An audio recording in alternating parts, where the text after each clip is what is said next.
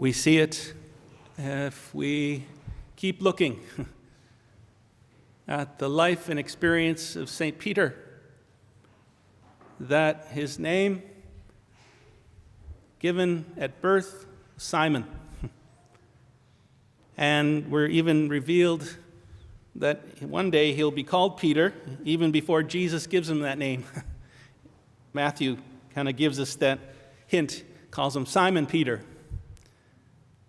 We know him today as Peter. But I think keeping that name in mind is important for us, not because we want to think about Peter's past, but to see that that's something that we can relate to as well, whether we receive a different name or not, is that this is an invitation to visualize transformation from what Peter once was to what he became.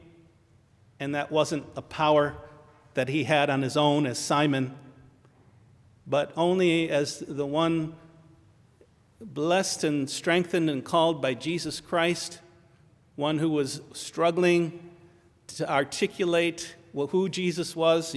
He calls him this, "You are the Christ, the Son of the living God," but we know that even after he said that, he didn't always remain consistent with what that really meant, that there was more to that as well, that he didn't realize as Jesus was then about to tell him about the future suffering that he was going to undergo, and sometimes this part is missed, the resurrection that he foretells.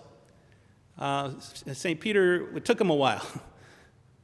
Sometimes maybe that's the counter image of the rock, is that he was kind of stubborn.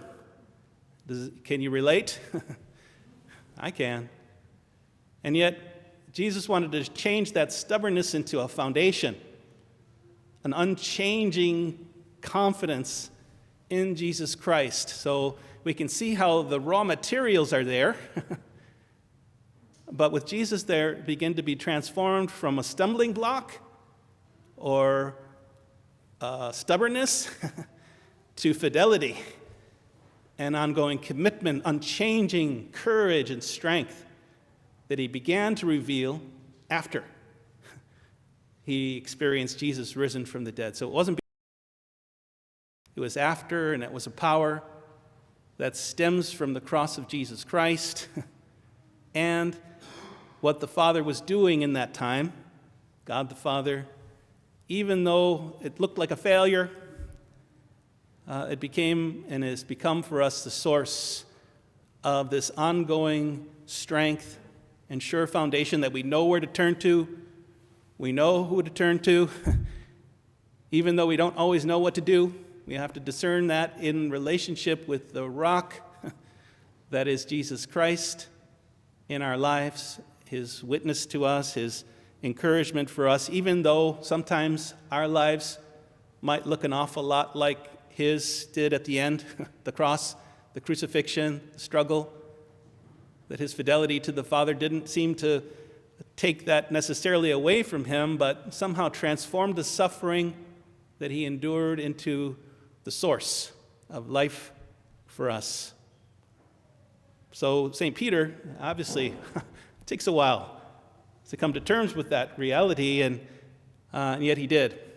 So much so that he was no longer concerned about his own safety and well-being, but his one conviction was proclaiming the gospel of Jesus Christ, come what may, cost what it may.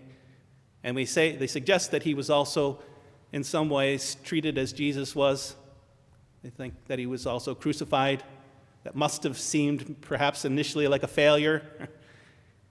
But I hope and trust that he was confident that this isn't a failure. This was him giving witness to a way that now, over 2,000 years later, we remember him as this rock of faith, and where we turn in our own turbulence, in our own uncertainties, we turn to where he turned, even though his life ended very much similarly, at least on earth, to the way Jesus has seemed to have. So we have that today as an assurance of faith and an encouragement for us to trust that the one sitting on the chair can be trusted, that we know where we're going, we know who to turn to, and we do so with confidence and trust, cost what it may.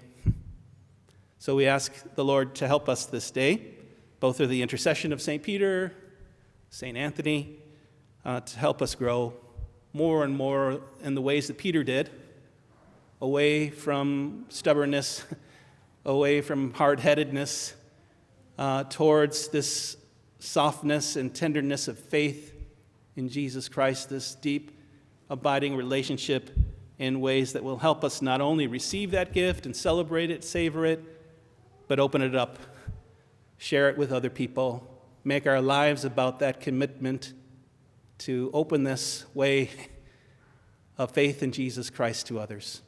That's what Peter ultimately did. He didn't get stuck at selfishness, as I sometimes do, but found a way to put it all on the line for God. Let's give it everything we got.